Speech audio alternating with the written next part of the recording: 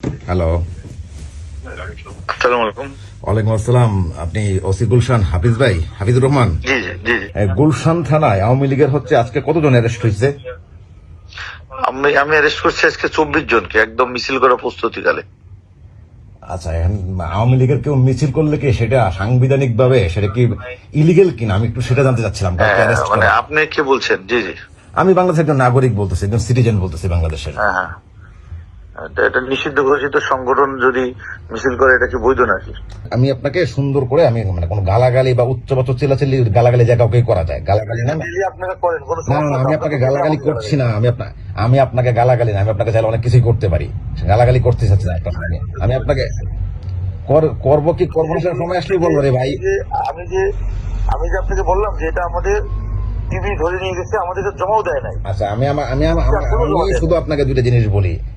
আপনাদের যে এতগুলা জুলাই আগস্ট ম্যাসাকারে জুলাই সন্ত্রাসীরা যে এতগুলো আপনাদের পুলিশকে নির্মমভাবে হত্যা করলো, সেই অপরাধীগুলো আপনারা কেন ধরতেছেন না?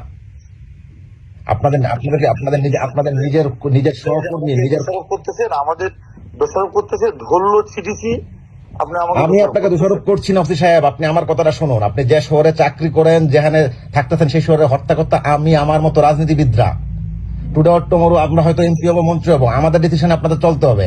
কথাটা শুধু মাথায় রাখেন। আজকে সময় খারাপ, যা মন চায় তা করে বেড়াচ্ছেন, করেন, এটা নিয়ে কোনো সে নাই। বাট কোয়েশ্চেন হচ্ছে আপনাদের যে এতগুলা ভাই মারা গেল, আপনাদের এতগুলা কলিগ মারা গেল, এতগুলা সহকর্মী মারা গেল, তাদের বিরুদ্ধে হচ্ছে যারা মারলো তাদেরকে আপনারা অ্যারেস্ট করতেছেন না। নিরপরাধ আওয়ামী লীগ নেতা কর্মীদেরকে অ্যারেস্ট করতেছেন।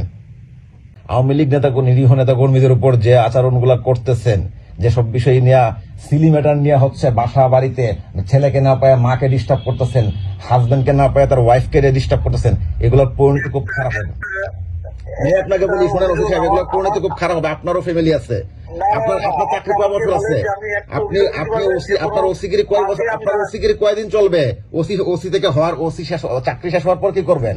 ধরলাম চাকরি আছে, টুডে অর্থমতো আওয়ামী লীগ গভর্নমেন্ট ক্ষমতায় আছে, আপনার বিপি নাম্বার যেহেতু আছে, আপনার এনআরই নাম্বার যেহেতু আছে, আপনার 14 খানদানের ডিটেলস আছে। শুধু আপনাকে এতটুকু বললাম। বাংলাদেশের মানবাধিকার কি বলে? আপনি একটা আসামিকে কাউকে ধরতে গিয়া তার কলারে ধরে টানা হেঁচা করে চত্তাপ্পর দেওয়া কি সেটা লিগেল না ইলিগেল? আপনি আইনের ভাষায় কথা বলেন। একটা দেন, আমি আপনারা আজকে থানায় ছেলে পেলেদেরকে মারধর করেন নাই? অবশ্যই আপনি মারধর করেন। আমার থানায় আমরা কোনো মানবাধিকার লঙ্ঘন হবে এমন ধরনের কাজ আমি কখনো করি না। আপনি আপনার থানায় মানবাধিকার লঙ্ঘন করছেন। তাকে উদ্দেশ্য করা যাচ্ছে না। ফরহাদ নামে একজন আপনার থানায় আসছে, আপনার টিম নিয়ে আসছে, সেই ছেলেটা কই? ছাত্রলীগ করা ছেলে। আমার টিম ফরহাদ নামে একটা ছেলেকে নিয়ে আসছে আজকে। হ্যাঁ, আজকে নিয়ে আসছে। না, আজকে যাদের আনছে সব টিভিতে আছে। সব ডিবিতে নাই, সব কথা বললেন না। শুধু একটু বলে দায়িত্ব পালন করেন। জামাত শিবিরের এজেন্ডা বাস্তবায়ন করেন না। আমি আপনাকে আবারও বলছি, জামাত এবং শিবিরের এজেন্ডা বাস্তবায়ন করতে গিয়া নিজেদের পরিণতি খুব খারাপ করেন না। দেশে আপনারও ফ্যামিলি আছে, আমাদেরও ফ্যামিলি আছে, আমাদেরও ফ্যামিলির উপর নির্যাতন হলে আমরাও ছাড়বো না।